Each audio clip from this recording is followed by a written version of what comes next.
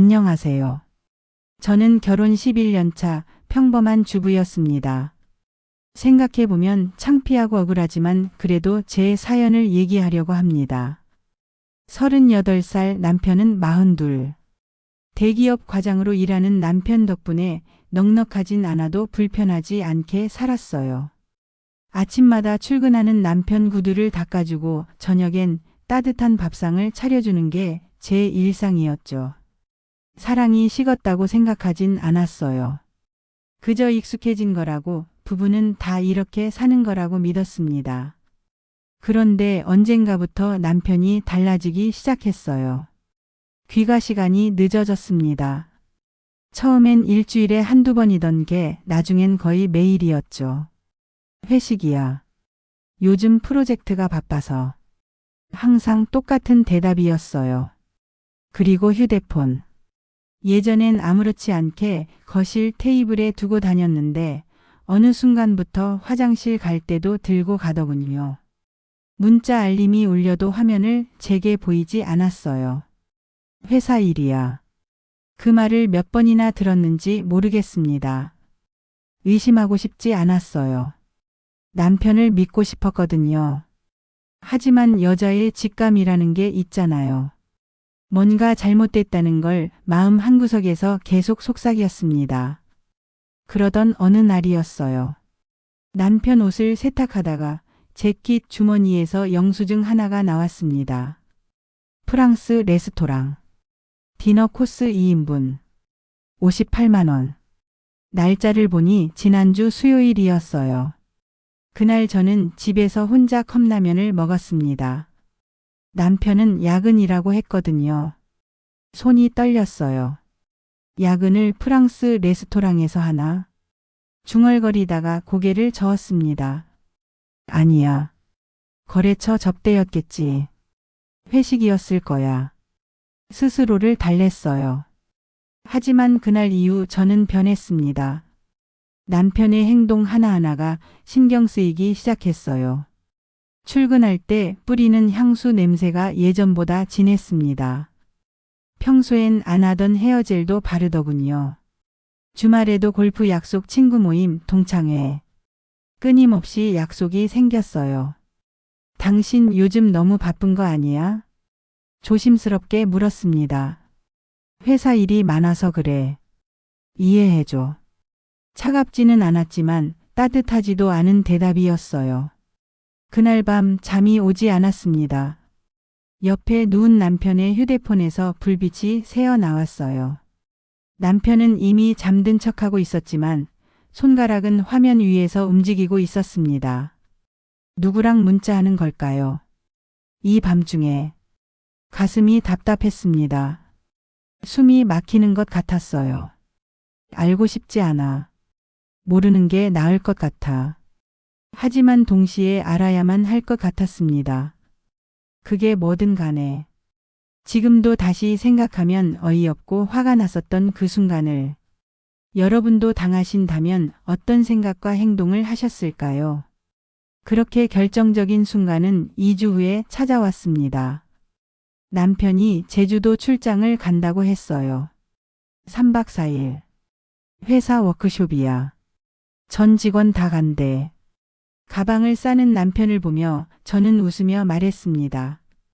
잘 다녀와. 맛있는 거 많이 먹고. 응. 선물 사올게. 현관문이 닫히고 저는 한참을 그 자리에 서 있었어요. 그리고 결심했습니다. 확인하자. 제대로. 남편의 노트북을 켰습니다. 비밀번호는 우리 결혼기념일이었어요. 이메일을 열었습니다. 회사 메일, 광고 메일, 업무 관련 메일. 그리고 한 통의 항공권 예약 확인서. 제주도행 비행기표. 2인. 남편 이름과 박지은이라는 여자 이름. 심장이 멎는 줄 알았습니다. 손가락이 떨려서 마우스를 제대로 움직일 수가 없었어요. 스크롤을 내렸습니다. 호텔 예약 확인서도 있었습니다. 오션뷰 스위트룸 킹사이즈 침대. 객실 금액 하루에 78만 원. 3박이면 234만 원. 회사 워크숍이라면서요. 눈물이 났습니다. 하지만 멈출 수 없었어요. 더 알아야 했습니다. 이메일을 더 뒤졌습니다.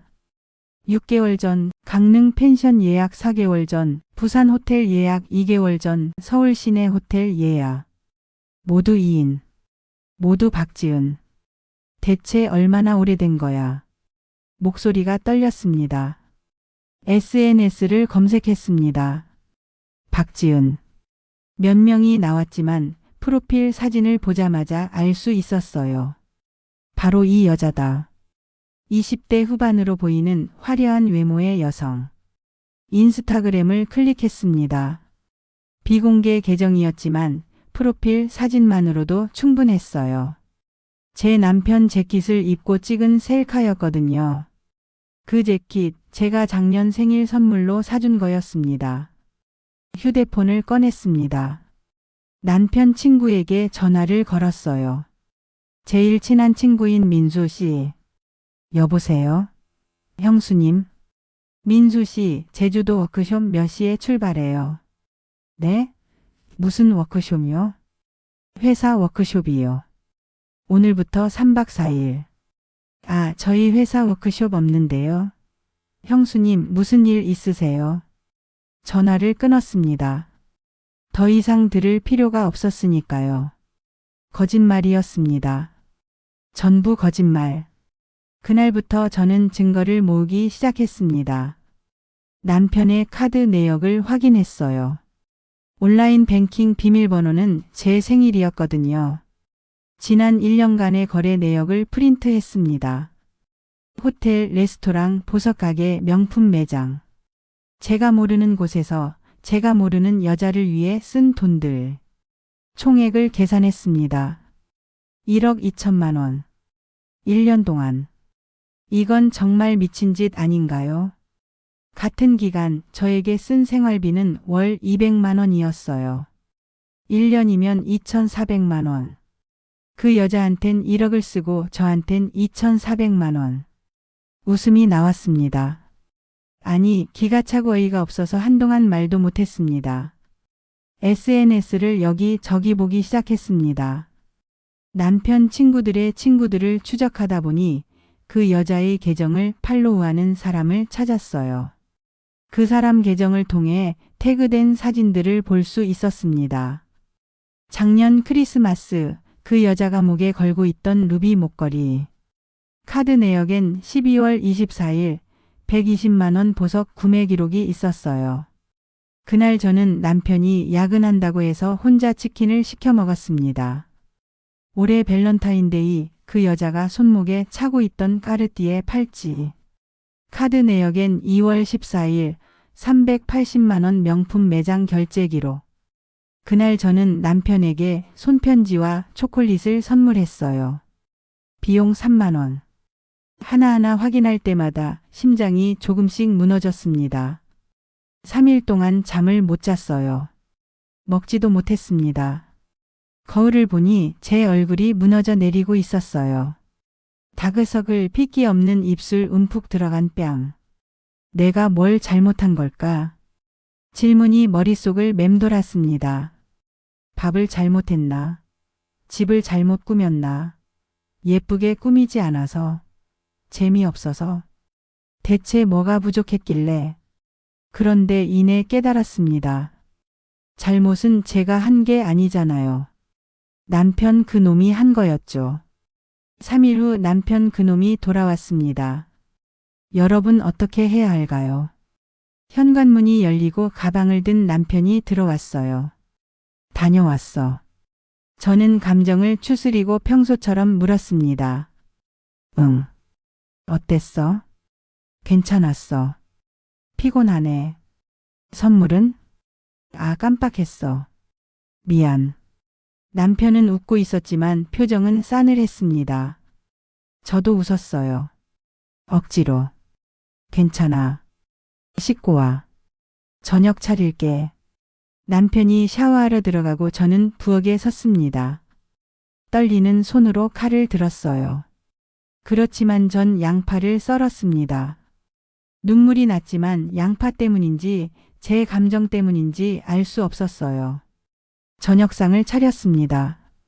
된장찌개, 제육볶음, 시금치 나물, 김치. 남편이 좋아하는 메뉴들이었어요. 잘 먹겠습니다. 남편이 숟가락을 들었습니다. 저는 조용히 물었어요. 워크숍은 어땠어? 응? 아, 괜찮았어. 뭐 했는데? 그냥 팀 업무 활동이랑 회의하고. 어디서 했어? 제주도 어떤 리조트. 이름이 뭐였어? 남편의 손이 멈췄습니다. 왜 그렇게 자세히 물어봐? 궁금해서. 나도 가보고 싶어서. 기억 안 나. 회사에서 정한 곳이라. 그래? 저는 휴대폰을 꺼냈습니다. 그리고 화면을 남편에게 보여줬어요. 호텔 예약 확인서였습니다. 제주 오션블루 호텔. 스위트룸. 예약자 당신 이름. 동반자 박지은. 남편의 얼굴이 하얗게 질렸습니다. 숟가락이 바닥에 떨어졌어요. 이게 워크숍이 아니었지? 아니, 이건 1년이야. 아니, 어쩌면 더 오래됐을 수도 있겠네. 화면을 넘겼습니다. 카드 내역, SNS 캡처, 호텔 영수증들. 하나하나 남편 앞에 펼쳐 보였어요. 이것도 워크숍? 이것도? 이것도? 남편은 대답하지 못했습니다. 대체 언제부터였어? 미안해. 언제부터냐고. 소리를 질렀습니다. 평생 남편한테 소리 질러본 적 없었는데 그날은 참을 수가 없었어요. 2년. 뭐? 2년 전부터. 숨이 막혔습니다. 2년 24개월 730일 그동안. 저는 아무것도 몰랐습니다. 왜? 사랑했어. 나는? 남편이 고개를 숙였습니다. 너는 의무였어. 그 한마디에 세상이 무너졌습니다. 의무. 11년 동안의 결혼이 의무였대요. 나가줘. 뭐? 당장 나가. 이 집에서. 야, 진정해. 우리 얘기 좀. 얘기할 거 없어. 나가. 이 집 내 명이야. 남편이 뻔뻔하게 얘기했습니다. 알아. 근데 지금 당장은 내가 여기 있을 거야. 당신이 나가든가 내가 신고하든가. 남편이 벌떡 일어섰습니다. 미쳤어? 미친 건 당신이야. 2년 동안 바람 피우고 1억 넘게 쓰고 나한텐 의무였다고? 그게 미친 게 아니면 뭐야. 남편이 재킷을 집어들었어요. 이혼하자. 그래. 하자. 재산 분할은? 법대로 하자. 변호사 선임할 거야. 남편이 문을 박차고 나갔습니다. 쾅. 집이 조용해졌습니다. 너무 조용해서 제 심장 소리가 들릴 정도였어요. 저는 그 자리에 주저앉았습니다. 식탁 옆에 바닥에서 그리고 울었어요. 소리 내서 한참을 엉엉 울었습니다. 그날 이후 일주일 동안 남편은 집에 오지 않았습니다. 정말 어이가 없었지만 혼자 남은 집은 너무 넓었어요. 텅 빈 안방, 텅 빈 식탁, 텅 빈 거실. 저만 덩그러니 남아 있었습니다. 냉장고에 있는 음식들은 하나씩 상해갔어요. 저도 같이 미쳐가는 기분이었습니다. 일주일 후 남편에게서 문자가 왔습니다. 내일 집에 갈게. 짐 좀 싸야 해. 다음 날 남편이 왔습니다. 그런데 혼자가 아니었어요. 여자가 함께였습니다. 저는 정말 눈이 돌아가고 화가 치밀어서 도저히 참을 수가 없었습니다. SNS에서 보던 그 여자가 제 집 현관문 앞에 서 있었어요. 저보다 젊고 이쁘고 흔히 남자들이 좋아할 것 같은 몸매와 얼굴을 가진 여자였습니다. 뭐 하는 거야? 제가 물었습니다. 짐 싸러 왔어. 남편이 무표정하게 대답했죠. 왜 저 여자를 데려온 거냐고. 지은이도 이 집에 대해 알 권리가 있어. 우린 앞으로 여기서 살 거니까. 제 귀를 의심했고 머리를 한 대 맞은 것 같았습니다. 뭐라고? 여자가 한 걸음 앞으로 나왔습니다. 제 남편보다 먼저. 언니 좋게 끝내요. 언니라고 불렀어요. 제 남편의 애인이 저를 언니라고. 지금 뭐 하는 거야? 이 집 오빠 명의잖아요. 법적으로도 오빠 거예요. 근데 언니가 계속 버티시면 곤란하거든요. 버티다니 여긴 내가 11년 동안 살던 집이야. 그래도 이제는 아니잖아요. 여자가 집 안을 둘러봤습니다. 인테리어는 다시 해야겠네요. 너무 촌스러워요. 그 말에 정신이 아찔했습니다. 지금 뭐라고 했어? 사실이잖아요. 벽지도 오래됐고 가구도 유행 지난 거고. 전부 바꿀 거예요. 남편은 그 모습을 보고도 아무 말 하지 않았어요. 그저 안방으로 들어가서 짐을 싸기 시작했죠. 당신. 제가 소리쳤습니다. 이게 뭐 하는 짓이야. 저 여자 당장 내보내. 시끄러워. 남편의 차가운 목소리. 나 이제 지은이랑 살 거야. 너도 나가줘. 이 집이 당신 명의라고 했잖아. 그럼 난 어디로 가라고. 그건 내가 알아서 해. 이혼하면 재산 분할 해줄 테니까 그걸로 알아서 살아.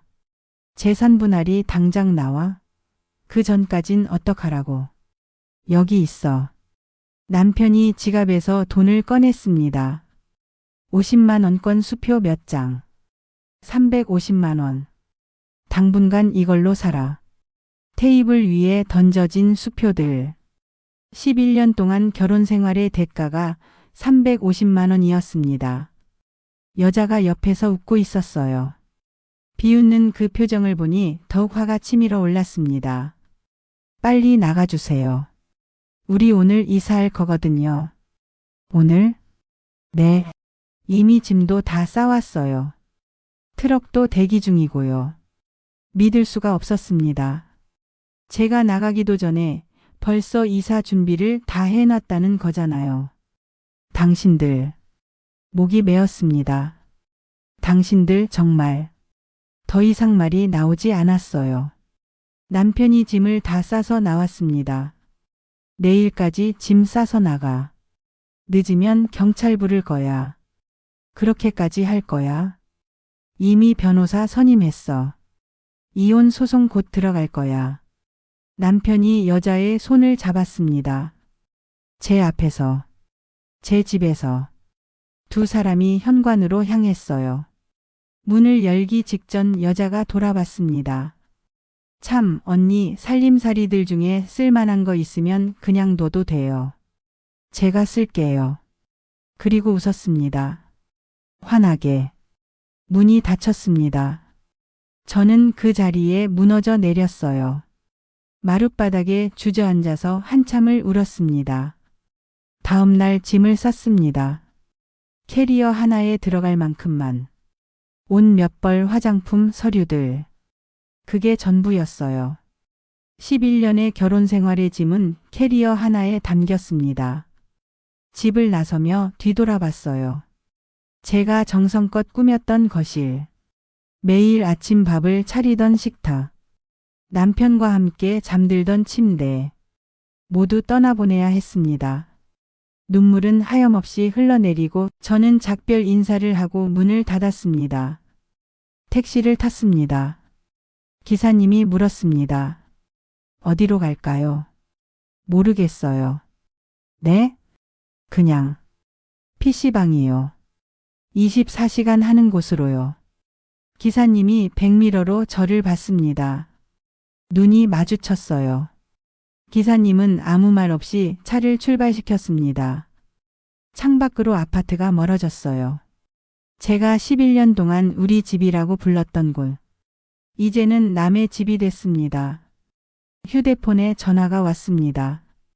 대학 동기 민지였어요. 언니 무슨 일 있어요? 목소리가 이상해요. 민지야. 왜요? 무슨 일이에요? 나 집에서 쫓겨났어. 네. 남편이 바람 폈어. 그 여자랑 내 집에서 살겠대. 나보고 나가래. 언니 지금 어디예요? 당장 우리 집으로 와요. 주소 보낼게요. 민지네 집에 도착했습니다. 좁은 원룸이었지만 따뜻했어요. 민지가 저를 꼭 안아줬습니다. 괜찮아요, 언니. 여기서 쉬어요. 그날 밤 민지네 침대에 누웠습니다. 민지는 바닥에 이불을 폈어요. 언니 침대 쓰세요. 저는 바닥이 편해요.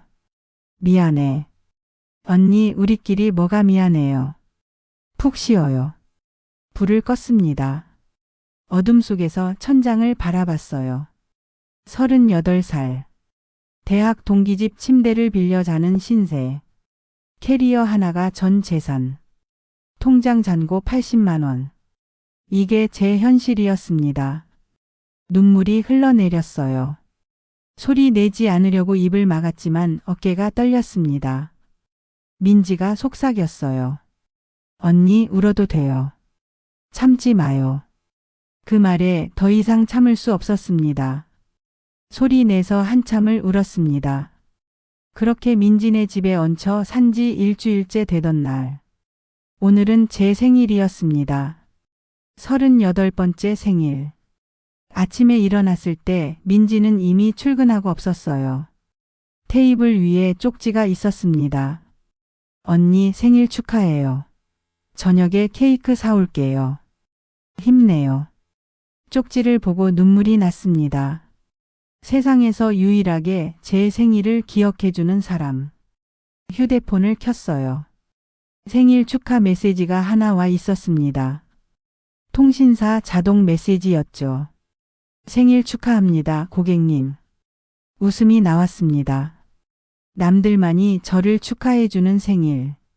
하루 종일 방 안에 있었어요. 나갈 곳도 할 일도 없었습니다. 구직 사이트를 뒤적거렸지만 11년 동안 경력 단절이었던 제게 맞는 일자리는 없었어요. 이제 와서 생각하니 왜 이렇게 살았었는지 후회가 밀려왔습니다. 오후 5시쯤 민지에게서 전화가 왔습니다. 언니 미안해요. 갑자기 야근하게 됐어요. 9시쯤 들어갈 것 같아요. 괜찮아. 천천히 와. 케이크는 사갈게요. 아니야, 그냥 와. 케이크는 안 사와도 돼. 에이, 그래도 생일인데. 전화를 끊고 한숨을 쉬었습니다. 이런 상황에도 배는 고팠습니다. 냉장고를 열었지만 민지가 만든 음식들이 가득했지만 먹기가 미안했습니다. 이미 일주일째 얹혀 살고 있다는 생각에 지갑을 열어봤습니다. 남은 돈은 53만 원. 남편이 준 350만 원 중에서 민지에게 생활비로 일부 주고 필수품 사고 나니 이것밖에 안 남았습니다. 편의점에 가기로 했어요. 뭐라도 먹어야 했으니까요. 밖은 매우 쌀쌀했습니다. 10월 중순 가을 바람은 왜 이렇게 차가운지. 얇은 카디건만 걸치고 나왔더니 더 추웠습니다. 편의점에 들어가서 도시락 코너로 갔습니다. 제일 싼 걸로 하나 집었어요. 4,500원짜리. 계산대로 가는데 케이크 진열대가 눈에 들어왔습니다. 작은 케이크들이 줄지어 있었어요. 1인용 미니 케이크 8,900원.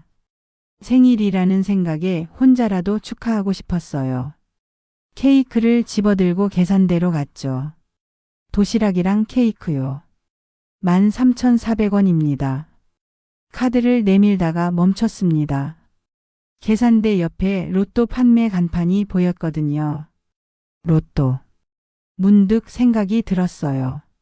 이렇게 사는 것보다 차라리 저기요. 네? 로또 한 장만 더 주세요. 자동이요? 수동이요? 자동으로요. 1,000원을 더 냈습니다. 로또 용지를 받아서 주머니에 넣었어요. 그냥 뭔가 희망 같은 걸 사고 싶었습니다. 1,000원짜리 희망. 민지네 집으로 돌아왔어요. 도시락을 데워서 먹었습니다. 케이크는 냉장고에 넣어뒀어요. 민지 올 때까지 기다렸다가 같이 먹으려고요. 소파에 앉아서 TV를 켰습니다. 아무 생각 없이 채널을 돌렸어요. 뉴스, 드라마, 예능. 그때 한 채널에서 멈췄습니다. 오늘은 로또 추첨일입니다. 잠시 후 당첨 번호를 발표하겠습니다. 주머니에서 로또 용지를 꺼냈어요. 번호를 확인했습니다. 제가 구매한 로또 번호는 7, 14, 23, 31, 38, 42. 자동으로 뽑힌 번호였어요. 어차피 안 되겠지. 그렇게 생각하며 화면을 봤습니다. 그럼 이번 주 로또 당첨 번호를 발표하겠습니다. 첫 번째 번호 14번입니다. 14번. 오, 하나 맞았네. 두 번째 번호 7번. 두 개? 갑자기 손에 힘이 들어갔습니다. 세 번째 번호 23번입니다. 심장이 빨리 뛰기 시작했어요. 네 번째 번호 31번. 손은 점점 떨고 있었습니다. 다섯 번째 번호 38번입니다. 숨이 멎었습니다. 마지막 번호 42번입니다. 로또 용지를 다시 보고 또 봤습니다. 7, 14, 23, 31, 38, 42. 정말 전부 맞았습니다. 보너스 번호는 11번입니다. TV 소리가 멀어지듯 제 귀가 멍해졌습니다. 가빠진 호흡을 가다듬고 다시 확인했습니다. 한 번, 두 번, 세 번. 틀림없었어요. 1등이었습니다. 이번 주 1등 당첨자는 총 1명입니다. 당첨금은 103억 원입니다. 그 숫자가 머릿속에서 맴돌았어요. 103억 원. 저는 그 자리에서 웃었습니다. 아니, 울었습니다. 웃는지 우는지 모르겠었어요. 와! 웃음이 나왔습니다. 그렇게 한참을 웃고 소리 지르며 기뻐했습니다. 여러분, 이 순간을 저는 지금도 잊을 수가 없었습니다. 그 순간엔 아무런 근심과 걱정도 없었고 그냥 정신 나간 사람처럼 웃고 있었습니다. 소파에 누워서 천장을 보며 웃다가 그리고 울었어요. 일주일 전까지만 해도 남편이 있었고 안정된 생활이 있었어요. 하지만 하루아침에 모든 걸 잃었죠. 집도 남편도 자존심도. 350만 원을 손에 쥐고 쫓겨났었습니다. 그런데 지금 제 손에는 103억짜리 종이가 있었어요. 이게 진짜야? 로또 용지를 꼭 쥐었고 제 볼을 꼬집어도 봤습니다. 그리고 구겨질까 조심스럽게 펴고 휴대폰으로 사진도 찍었어요. 여러 장을 찍고 또 찍었습니다. 그리고 로또 용지를 지퍼백에 넣었습니다. 가방 깊숙한 곳에 넣어뒀어요. 9시쯤 민지가 돌아왔습니다. 언니, 미안해요. 늦었죠? 케이크 사왔어요. 민지가 케이크 상자를 들고 환하게 웃었어요. 하지만 제 표정을 보고는 멈칫했습니다. 언니? 왜 그래요? 울었어요. 민지야. 언니 왜? 무슨 일 있었어? 나. 말이 안 나왔어요. 무슨 일이에요? 또 그 인간, 아니 그 놈이 연락했어요? 아니. 저는 천천히 가방을 열었습니다. 지퍼백을 꺼냈어요. 그리고 로또 용지를 보여줬습니다. 언니, 이게 뭐예요? 로또요? 응. 오늘 산 거. 됐어. 언니 뭐가요? 1등. 민지의 눈이 커졌습니다. 네. 정말? 1등 됐어. 103억. 거짓말이죠? 저는 휴대폰을 꺼냈어요. 로또 공식 홈페이지를 보여줬습니다. 당첨 번호가 떠 있었어요. 민지가 로또 용지와 화면을 번갈아 봤습니다. 진짜예요? 응. 언니. 민지가 소리를 지르며 저를 껴안았습니다. 대박이에요. 완전 대박. 민지가 펄쩍펄쩍 뛰었어요. 저는 그 모습을 보며 비로소 웃을 수 있었습니다. 언니, 이제 괜찮아요. 다 괜찮아질 거예요. 응. 그런 것 같아. 우리는 한참을 울고 웃었어요. 케이크에 초를 꽂았고 불을 켰습니다. 불어요, 언니. 눈을 감았습니다. 소원을 빌었어요. 제발 이게 꿈이 아니길. 그리고 불을 껐습니다. 민지가 박수를 쳤어요. 생일 축하해요, 언니. 그리고 당첨 축하해요. 고마워, 민지야. 이제 뭐 할 거예요? 저는 잠시 생각했습니다. 뭘 할까요? 그런데 이미 답은 정해져 있었어요.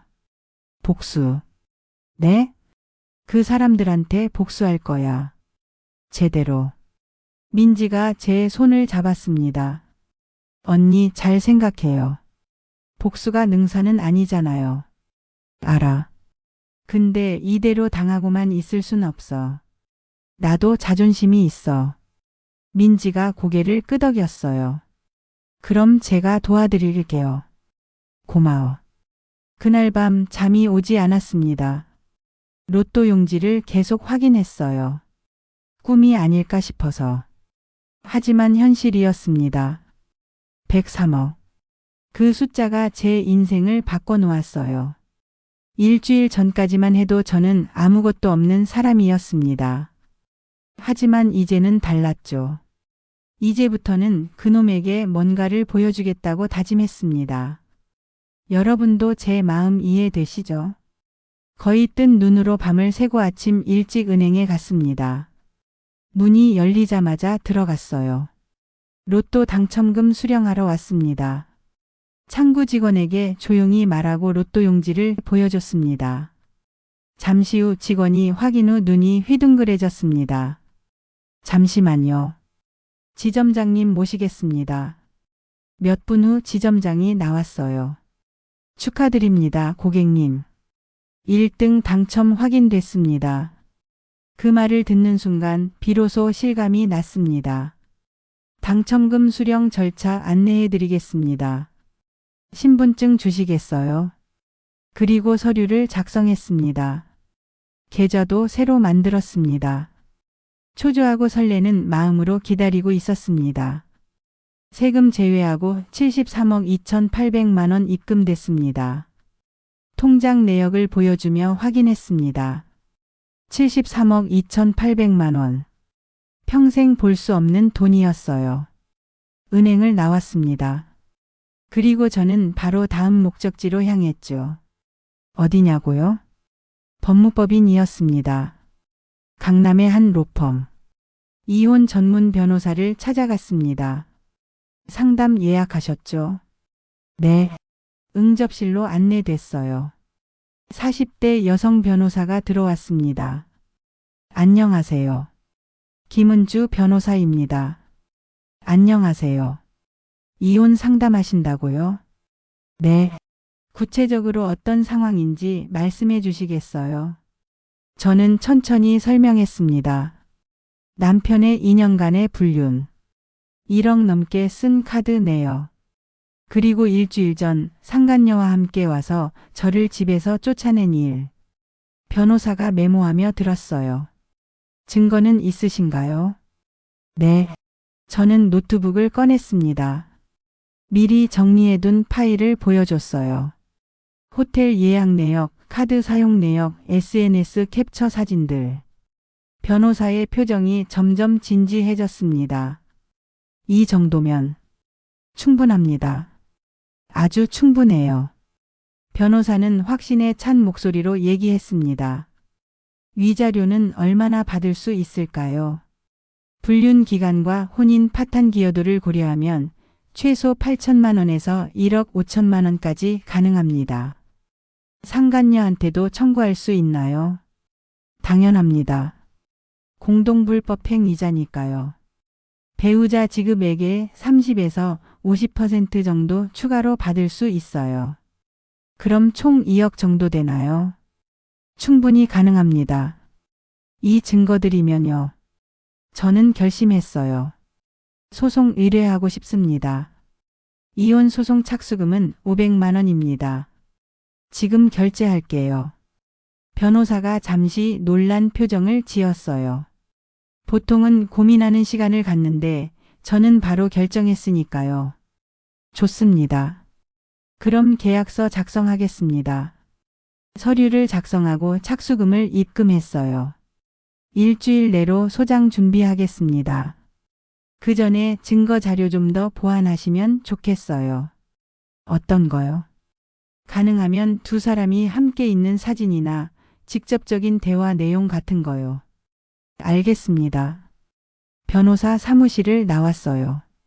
그날부터 저는 본격적으로 움직이기 시작했습니다. 남편의 SNS를 샅샅이 뒤졌어요.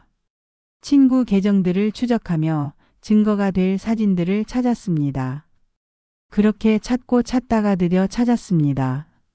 남편 친구가 올린 사진 속에 남편과 그 여자가 함께 있는 걸 작년 가을 어느 레스토랑에서 캡처했습니다. 상간녀의 SNS도 파고들었어요. 비공개 계정이었지만 팔로워 중에 제 지인도 있더군요. 민지의 친구였어요. 민지야, 부탁 하나만 들어줄래? 뭔데요, 언니? 내 친구 중에 박지은이 팔로우하는 사람 있지? 아, 수진이요? 예, 왜요? 그 친구한테 박지은 인스타 캡처 좀 부탁해 줄래? 최근 1년치. 언니, 알겠어요. 이틀 후 민지가 파일을 보내왔어요. 박지은의 SNS 사진들. 제주도 여행, 강릉 바다, 서울 호텔, 명품 가방, 루비 목걸이. 모든 게 제 남편 돈으로 산 것들이었습니다. 사진마다 날짜를 체크했어요. 카드 내역과 대조했더니 완벽하게 일치했어요. 엑셀 파일로 정리했습니다. 날짜, 장소, 금액, 증거 사진. 총 120건의 기록과 2년간의 불륜 증거. 변호사에게 보냈어요. 완벽합니다. 이 정도면 재판에서 절대 질 수 없어요. 며칠 후 소장이 완성됐습니다. 이혼 및 위자료 청구 소송. 청구 금액 위자료 1억 5천만 원, 배우자 1억. 상간자 5천만 원, 재산 분할 50%. 혼인 파탄 책임 전적으로 피고에게 있음. 이렇게 소장 보내도 될까요? 변호사가 물었어요. 저는 고개를 끄덕였습니다. 보내주세요. 참고로 상대방이 받으면 엄청 놀랄 겁니다. 꼭 그랬으면 좋겠습니다. 저는 미소 지었어요. 복수하려고 보내는 거니까요. 이틀 후 남편에게 소장이 도달했습니다. 그날 오후 남편이 화난 목소리로 전화가 왔어요. 야, 샹, 너 미쳤어. 첫 마디가 욕이었습니다.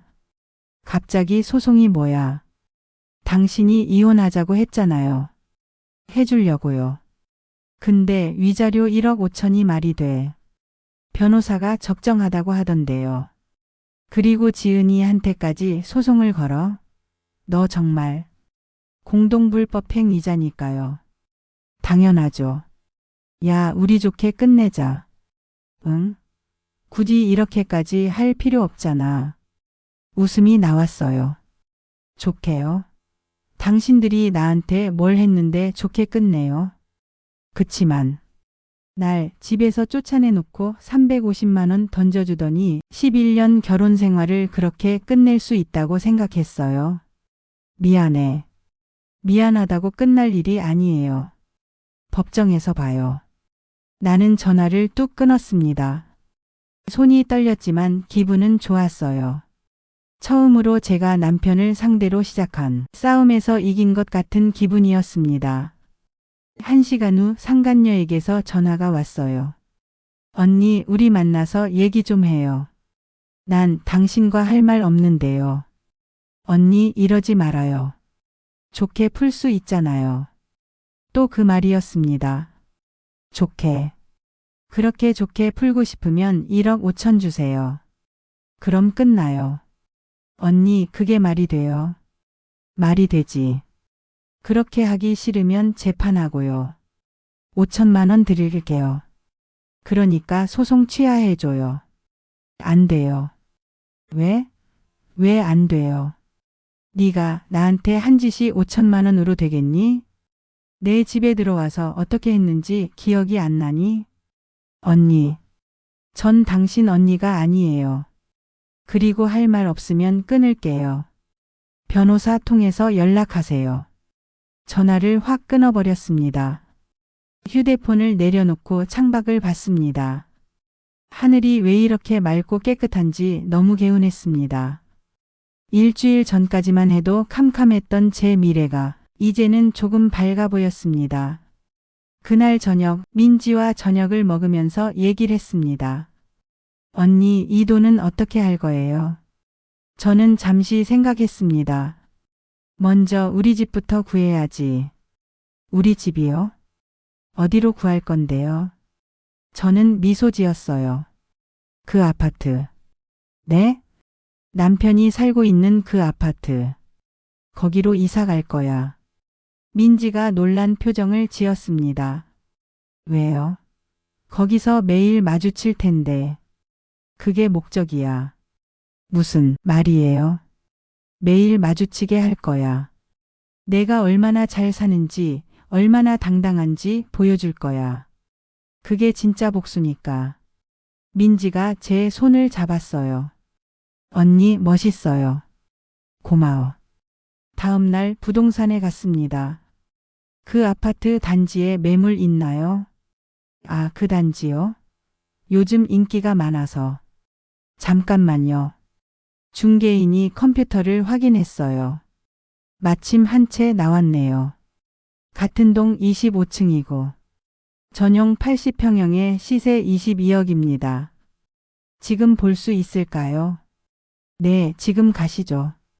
현관문을 열고 들어가니 복층 구조에 높은 천정과 큰 거실과 창문, 탁 트인 전망. 남편이 사는 7층 집보다 몇 배는 넓었습니다. 어떠세요? 여기로 할게요. 지금 바로 계약서 쓸게요. 저는 계약금 2억을 바로 입금했습니다. 잔금은 일주일 후. 이제 제 명의로 집이 생겼습니다. 중개인이 말했어요. 이 단지 살기 좋아요. 커뮤니티도 활발하고. 알아요. 제가 원래 여기 살았거든요. 아, 그러셨어요? 네. 그런데 쫓겨났어요. 남편이 바람 피워서. 중개인이 당황한 표정을 지었어요. 그래서 다시 왔어요. 더 좋은 집으로. 이제는 제 명의로. 와. 대단하시네요. 아니에요. 당연한 거예요. 부동산을 나왔어요. 그리고 남편에게 문자를 보냈습니다. 나 이사 왔어. 같은 아파트 25층. 앞으로 자주 보겠네. 답장은 없었지만 상관없었습니다. 어차피 곧 마주칠 테니까요. 이사한 지 일주일이 지났습니다. 첫 조정 기일도 잡혔습니다. 가정법원 조정실. 저는 일찍 도착해서 변호사와 함께 대기실에 앉아 있었습니다. 긴장되세요? 아니요. 오히려 기대돼요. 좋은 마음가짐이에요. 감정적으로 대응하지 마시고 담담하게 사실만 이야기하세요. 네. 잠시 후 남편이 걸어왔고 그 옆에 상간녀도 함께 왔습니다. 두 사람 모두 초췌해 보였어요. 남편과 눈이 마주쳤습니다. 저는 먼저 미소 지으며 고개를 숙였어요. 안녕하세요. 남편은 고개를 돌렸습니다. 조정실로 들어갔어요. 4명이 작은 테이블에 마주 앉았습니다. 조정위원이 말했어요. 오늘은 쌍방의 의견을 듣고 합의점을 찾는 자리입니다. 먼저 원고 측 말씀해 주세요. 변호사가 서류를 펼쳤습니다. 피고는 2년간 혼외 관계를 지속했으며 이는 명백한 혼인 파탄 사유입니다. 증거 자료는 총 120건입니다. 파일을 넘기며 하나하나 보여줬어요. 호텔 영수증, 카드 내역, SNS 사진들. 남편의 얼굴이 점점 굳어졌습니다. 피고가 상간녀에게 사용한 금액은 총 1억 2,300만 원. 같은 기간 원고에게 지급한 생활비는 2,400만 원. 대략 5배 이상의 차이입니다. 조정위원이 고개를 끄덕였어요. 또한 피고와 상간녀는 원고를 강제로 퇴거시켰습니다. 늦은 밤 함께 집에 찾아와 350만 원을 주며 나가라고 했습니다. 그건 상간녀가 입을 열려다가 변호사의 눈빛에 멈췄어요. 이는 명백한 인격 모독이며 정신적 피해를 가한 행위입니다. 따라서 위자료 1억 5천만 원은 적정한 금액이라고 판단됩니다. 조정위원이 물었습니다. 피고 측 하실 말씀 있으신가요? 남편 측 변호사가 말했어요. 위자료 금액이 과다합니다. 피고의 재산 상태를 고려하면 우리 측 변호사가 끼어들었어요.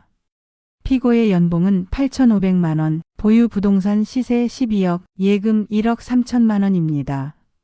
충분히 지불 가능한 금액입니다. 그리고 제3자인 상간녀의 경우 직장이 있고 연봉 5,200만 원입니다. 5천만 원 지급이 불가능한 금액은 아닙니다. 상간녀가 벌떡 일어났어요. 저는 피고가 아니에요. 왜 제가 돈을 내야 해요? 앉으세요. 조정위원의 차분한 목소리. 공동불법 행위자이기 때문입니다. 배우자 있는 남성과 관계를 지속한 건 명백한 불법 행위입니다. 하지만 판례가 있습니다. 앉으세요. 상간녀가 떨리는 손으로 앉았어요. 조정위원이 서류를 넘기며 물었습니다. 이혼 자체에는 동의하십니까? 남편이 고개를 끄덕였어요. 네. 재산 분할은 어떻게 하시겠습니까? 아파트를 팔아서 반반 나누겠습니다. 원고 측은요? 우리 변호사가 말했어요. 원고는 재산 분할 60%를 요구합니다. 60%요? 혼인 파탄의 책임이 전적으로 피고에게 있으므로 50%보다 높은 비율이 적정합니다. 조정위원이 고개를 끄덕였어요. 합리적인 요구입니다. 피고 측은 어떻게 생각하십니까? 남편이 머리를 감싸 쥐었습니다. 좋습니다. 그럼 위자료 부분을 논의하겠습니다. 1억 5천만 원 지급 가능하십니까? 불가능합니다. 너무 많아요. 그럼 얼마 정도면 가능하십니까? 남편이 상간녀를 봤어요. 상간녀는 고개를 돌렸습니다. 8천만 원. 더는 어렵습니다. 조정위원이 저를 봤어요. 원고 측 어떻게 생각하십니까? 저는 잠시 생각했습니다. 사실 돈이 문제가 아니었어요. 이미 50억이 넘는 돈이 있었으니까요. 하지만 그렇게 하고 싶지 않았습니다. 1억 2천만 원이면 합의하겠습니다. 1억 2천? 네. 그것도 안 되면 재판으로 가겠습니다. 재판 가면 더 나올 거예요. 변호사님 말로는. 변호사가 고개를 끄덕였어요. 재판 가면 1억 5천도 충분히 나올 수 있습니다. 남편이 한숨을 쉬었습니다. 알겠습니다. 1억 2천. 배우자 8천, 제3자는 4천으로 하시겠습니까? 제가 전부 낼게요. 상간녀가 남편을 봤어요. 오빠? 내가 낼 거야. 네가 어떻게 4천을 구해. 하지만 됐어. 차가운 목소리였어요. 상간녀가 입술을 깨물었습니다. 조정위원이 정리했어요.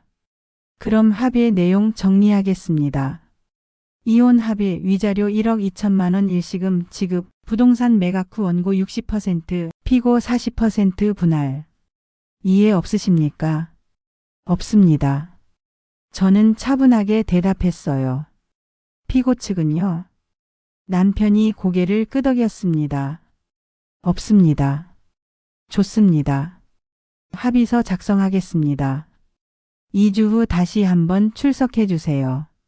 조정이 끝났어요. 복도로 나왔습니다. 남편이 저를 불러 세웠어요. 야, 왜요? 너 진짜 이러려고? 뭐가요? 같은 아파트에 산다며. 미쳤어? 제 집인데 왜요? 매일 마주칠 텐데. 그러게요. 매일 마주치겠네요. 미소 지으며 말했어요. 그럼 당신이 이사 가세요. 이 집 내 명이야. 알아요. 근데 저도 제 명이에요. 더 넓고 더 높고 전망도 더 좋아요.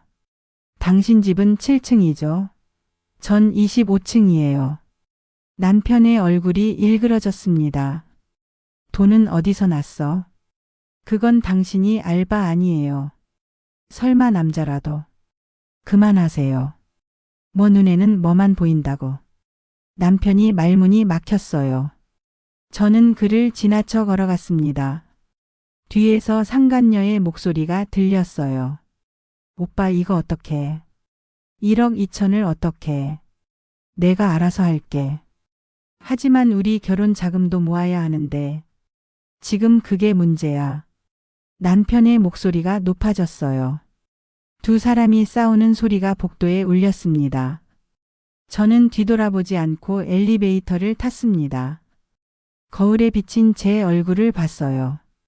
담담하지만 행복한 얼굴이었습니다. 잘하고 있어. 너 잘하고 있어. 스스로에게 말했습니다. 변호사가 옆에서 말했어요. 잘하셨어요. 감정 조절 잘하셨어요. 감사합니다. 2주 후면 완전히 끝나요. 조금만 더 힘내세요. 네. 이미 이긴 거나 마찬가지죠. 그렇습니다. 밖으로 나왔어요. 햇살이 따뜻했고 가을 하늘이 맑았어요. 택시를 잡았습니다. 어디로 가시겠어요? 기사님이 물었어요. 저는 새 집 주소를 말했습니다. 집으로 가주세요. 제 집으로요. 제 집이라는 말이 이렇게 좋을 줄 몰랐어요. 이사한 지 한 달이 지났습니다. 새 집은 완벽했어요. 넓은 거실에 햇살이 가득 들어왔고 주방은 제가 원하던 대로 꾸몄습니다. 안방 침대에서 아침을 맞을 때마다 행복했어요. 이게 제 공간이라는 게. 매일 아침 베란다에 나가서 커피를 마셨습니다. 25층에서 내려다보는 전망은 탁 트여 있었어요. 아래 어딘가에 남편이 살고 있었죠. 그런데 이상했어요. 예전 같으면 분노가 치밀었을 텐데 이젠 아무 감정도 없었습니다. 그냥 남처럼 느껴졌어요. 엘리베이터에서 가끔 마주쳤습니다. 첫 번째 마주쳤을 때 남편은 눈을 피했어요. 상간녀는 저를 째려봤고요. 저는 환하게 웃으며 인사했습니다. 안녕하세요. 좋은 아침이에요. 대답은 없었지만 상관없었어요. 두 번째 마주쳤을 때 남편 혼자였어요. 잘 지내? 남편이 먼저 말을 걸었습니다. 네, 잘 지내요. 당신은요? 응. 합의금은 준비됐어요. 준비 중이야. 늦으면 안 돼요. 기한 꼭 지키세요. 알았어. 엘리베이터가 7층에 도착했어요.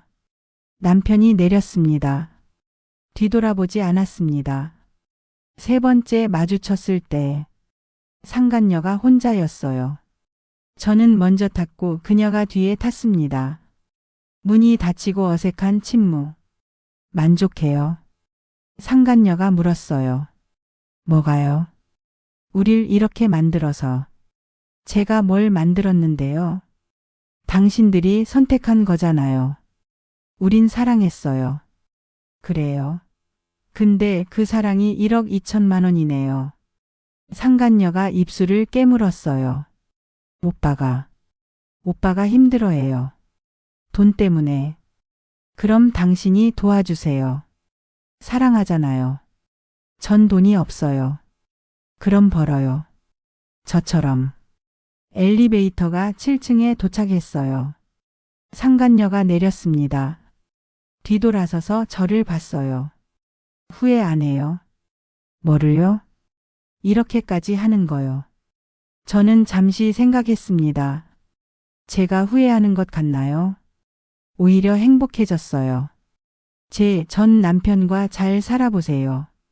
그렇게 대화가 끝나고 문이 닫혔어요. 거울에 비친 제 얼굴은 담담했습니다. 어느 날 민지가 놀러 왔어요. 민지도 함께 살던 집이 곧 빠지면 이곳에서 같이 살 계획이에요. 언니, 여기 진짜 좋다. 그치? 근데 그 사람들이랑 마주치는 건 괜찮아요. 응. 이젠 아무렇지도 않아. 진짜요? 응. 처음엔 힘들었는데 지금은 그냥 남 같아. 대단해요, 언니. 우리는 와인을 마시며 이야기를 나눴어요. 언니, 이제 뭐 할 거예요? 온라인 쇼핑몰 시작하려고. 쇼핑몰이요? 응. 여성 의류랑 액세서리. 예전부터 하고 싶었거든. 자본금은? 충분해. 웃으며 말했어요. 돈 걱정은 이제 안 해도 되니까. 부러워요, 언니. 민지야. 네? 고마워. 그때 날 재워줘서. 그게 뭐라고요? 아니야. 너 아니었으면 나 어떻게 됐을지 몰라. 민지가 제 손을 잡았어요. 언니가 스스로 일어선 거예요. 전 그냥 옆에 있었을 뿐이에요. 그래도 언니 정말 멋있어요. 무너졌다가 다시 일어서는 거 아무나 못해요. 그날 밤 민지가 집으로 돌아가고 혼자 베란다에 나갔습니다. 도시의 야경이 펼쳐져 있었어요. 별들이 반짝였습니다. 1년 전 나는 아무런 희망이 없었습니다. 350만 원 들고 집에서 쫓겨났던 날. 비 맞으며 PC방으로 향하던 날. 그때는 끝이라고 생각했어요. 하지만 아니었습니다. 끝이 아니라 시작이었어요. 잠시 후 휴대폰이 울렸어요. 변호사였습니다. 합의금 입금 확인됐습니다. 네. 그리고 부동산 매매도 완료됐어요. 원고 몫으로 7억 2천 입금될 예정입니다. 감사합니다. 축하드립니다. 이제 완전히 끝났어요. 전화를 끊고 하늘을 올려다봤어요. 끝났습니다. 법적으로 감정적으로 모든 게 이제 진짜 새로운 시작이었어요. 여러분, 저 잘하고 있는 거죠? 제 사연은 남편의 배신으로 한 여성의 추락과 극적인 반전을 담은 사연입니다. 하지만 진짜 메시지는 복수가 아니었어요. 나 자신을 되찾는 것이었죠. 11년의 결혼 생활과 경력 단절, 그 안에서 천천히 잃어가던 자신. 배신당하고 쫓겨나고 바닥까지 떨어진 그 순간. 저는 선택했습니다. 이대로 무너지지 말고 일어서기로. 로또는 행운이었지만 진짜 변화는 제 안에서 시작됐어요. 증거를 모으고 법으로 맞서고 당당하게 살아가기로 결심한 순간. 저는 이미 이기고 있었습니다. 같은 아파트로 이사가고 매일 그들과 마주치는 것. 그건 복수가 아니라 자신감이었어요. 생일날 밤 비 맞으며 로또를 샀던 제가 1년 후 더 이상 피해자가 아니었습니다. 생존자였고 승리자였고 무엇보다 자기 자신이었습니다. 때로는 인생이 우리를 무너뜨립니다. 하지만 그 무너짐이 더 높이 일어서는 발판이 될 수 있습니다. 이 사연을 듣는 모든 분들께 저도 여러분도 다시 일어설 수 있습니다. 우리 당당해질 수 있습니다. 함께 행복할 자격이 있습니다. 오늘 당신 자신에게 건배하세요. 무너졌지만 다시 일어선 나에게 감사합니다.